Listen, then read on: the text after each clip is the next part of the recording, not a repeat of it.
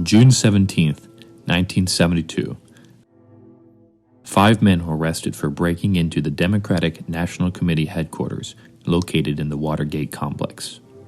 2 years later, on August 8th, then-President Richard Nixon would be forced to resign. I shall resign the presidency effective at noon tomorrow.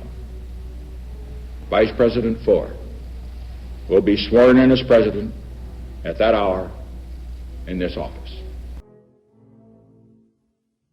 To understand how this happened, we need to go back to 1971, when the New York Times published the Pentagon Papers, illustrating how the government was lying about its expansion of its military presence in Vietnam.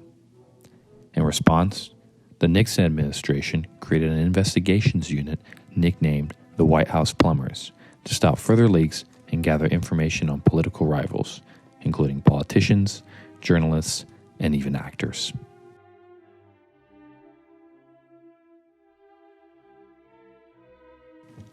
On the 27th of January, 1972, G. Gordon Liddy, the chief operative of the Plumbers and Finance Counsel for the Committee to Re-elect the President, or CRP, proposed to then Attorney General John Mitchell and Presidential Councilman John Dean a series of illegal actions against the Democratic Party. Mitchell ultimately approved a plan to break in and wiretap telephones at the Democratic National Committee, whose headquarters were located in the Watergate complex. The complex was broken into twice, and on the second occasion, security guard Frank Wills noticed that one of the doors had been tampered with.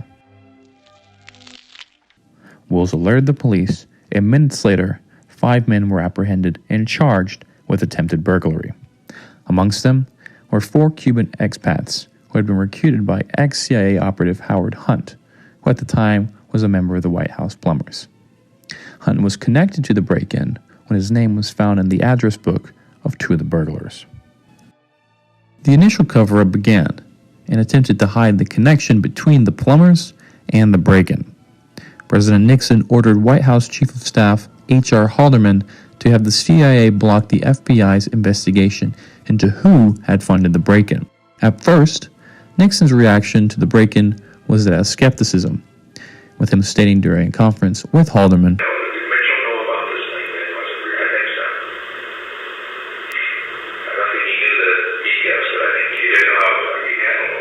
his statement would not be enough to absolve the president of his role in blocking the FBI investigation.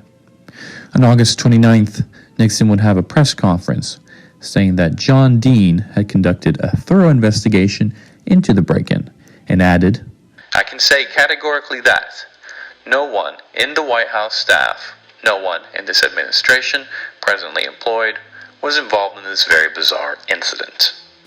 These measures would ultimately be futile, since on August 1st, 1972, a $25,000 check deposited by Watergate burglar Bernard Barker was discovered. The check had been made out to the Finance Committee of the CRP, and the funds were used to finance both the burglary and the wiretapping. Gordon Liddy had initially given the money to Barker, who in turn deposited it into a Mexican bank so that it couldn't be traced back to the CRP. But a complete record of this transaction was held by the bank for around 6 months. By the end of 1972, the FBI was able to establish a direct connection between the Watergate burglars and the CRP. On the day after the break-in, Washington Post reporters Bob Woodworth and Carl Bernstein were assigned to the case. The first of many reports published by the Washington Post was released on June 19, 1972, essentially listing that burglar James McCord had previously worked for the CIA. The duo, with help from an anonymous source who was later identified as Associate Director of the FBI Mark Felt, over the course of 12 weeks were able to identify John Mitchell as one of the individuals in charge of the Watergate break-in. On September 29th, the story was published. Bernstein called Mitchell in order to get a comment from him, but received only threats towards his career, along with threats against Katharine Grantham, the publisher of the Post. These threats were later published as well. Later that year, in October, Woodworth and Bernstein would publish an FBI report which connected Nixon's administration directly with the break-in. On November 7th, Nixon won his second term as President of the United States.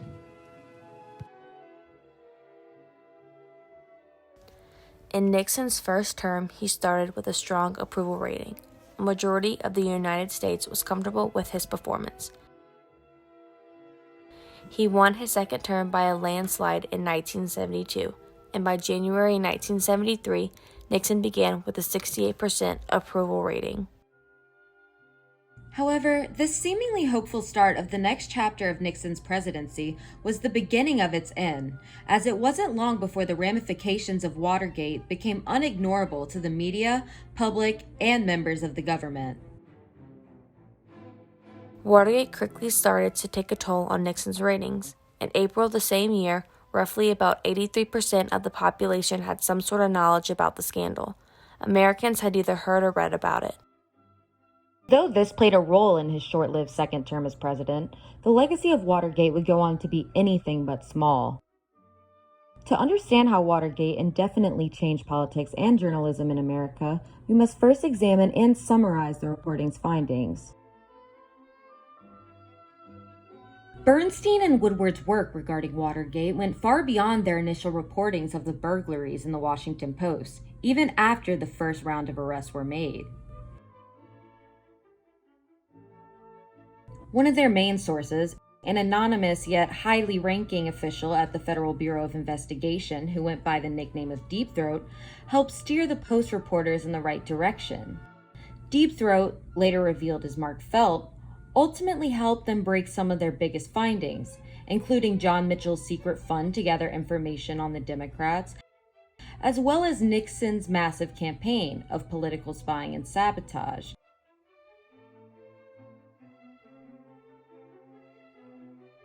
It's important to acknowledge that while such findings contributed to the outcome of the case, at the core of the reporting efforts there's a central conflict involving Nixon's compliance, or lack of thereof, with the media, general public, and even the government powers investigating him, especially the Senate committee, who Nixon repeatedly refused to cooperate with.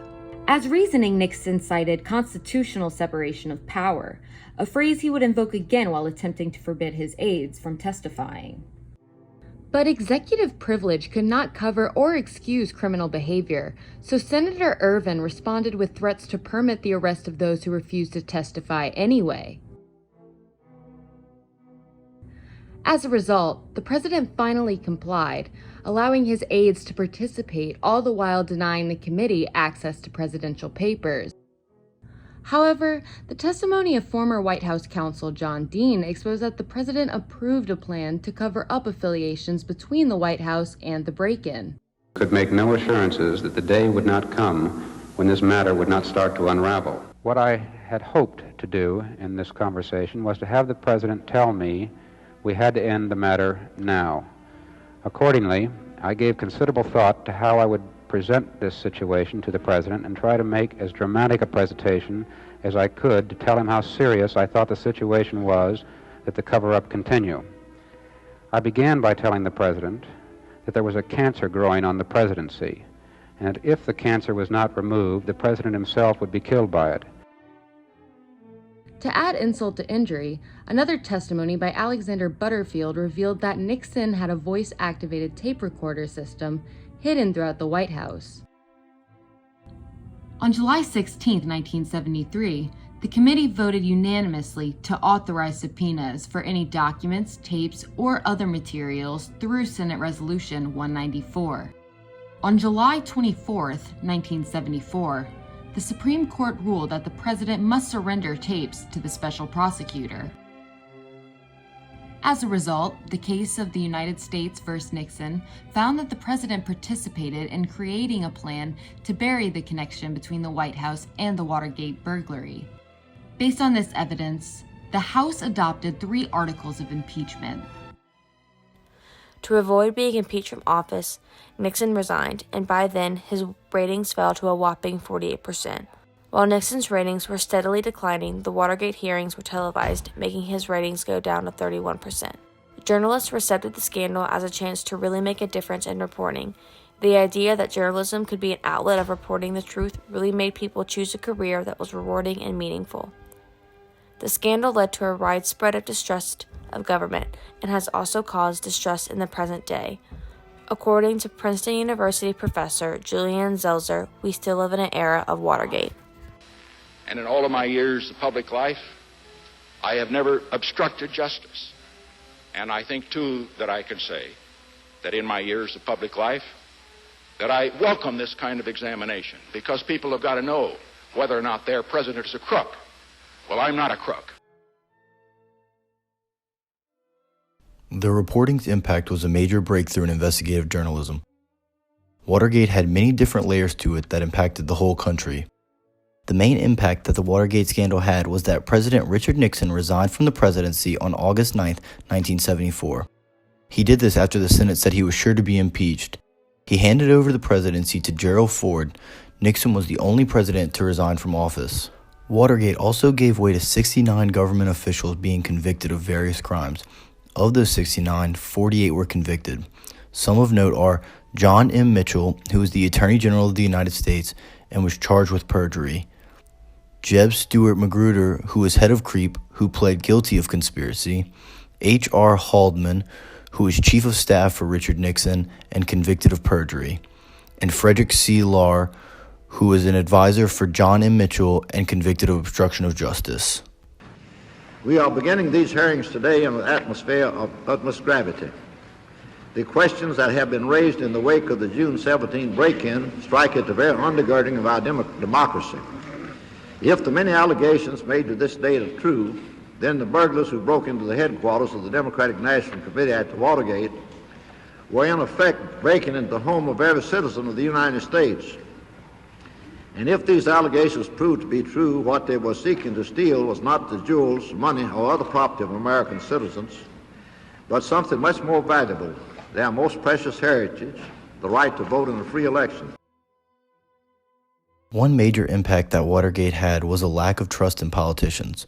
During Watergate, a serious decline of public trust started to show in many polls across the country. This also showed when many Republicans lost their seat in the House of Representatives and the Senate in the 1974 election. After the 1974 election, Democrats had a 66.8% majority in the House and a 61.2% majority in the Senate. The Watergate scandal had its impact in the law too. Amendments were added to strengthen the Freedom of Information Act. After Watergate, Congress decided to strengthen the bill because of recent events. The new amendments now allowed someone to see records about oneself unless there were Privacy Act exemptions. The right to amend a record if it's inaccurate, irrelevant, untimely, or incomplete, and gave the right for people to sue the government for violations like letting someone else see someone's records unless permitted by the act. This act was originally vetoed by Gerald Ford, but Congress eventually overruled him and the bill was signed into law. Another law that was signed after the Watergate scandal was the Ethics in Government Act. This act made it mandatory for public officials and their families to release their financial and employment history. It also created the United States Office of Independent Counsel, which was tasked with investigating government officials. Another aspect of it was that it would not allow lobbying of a former public official for a certain period of time. Watergate was a major breakthrough in investigative journalism. It had changed the way the country thought and operated for many years. The effects that Watergate had went way past Richard Nixon and shifted the way the whole United States operated.